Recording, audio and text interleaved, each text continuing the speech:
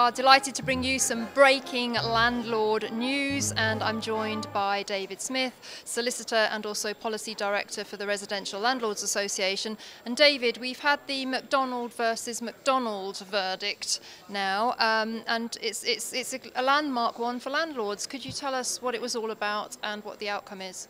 Sure, it's pretty complex, so I'll try and skip the boring legal bits, but the short position is it's about Section 21 notices, which of course most landlords use to ask their tenants to leave at the end of a tenancy, and whether or not Section 21 notices were covered by Article 8 of the European Convention on Human Rights and the Human Rights Act, and therefore whether courts were allowed to refuse to give permission to evict and give a possession order to a landlord where a tenant could raise an Article 8 defence. So Article 8 already existed where the landlord was a social landlord, but it hadn't been brought into the private landlord sphere at all.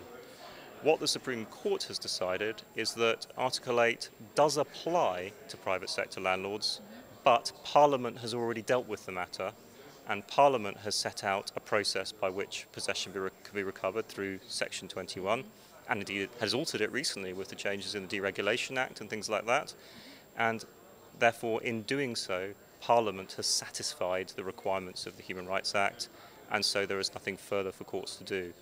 So from a landlord's perspective, it's actually a no-change situation, but there was a real risk that things could have changed dramatically, and Section 21 could have been massively undermined as a situation.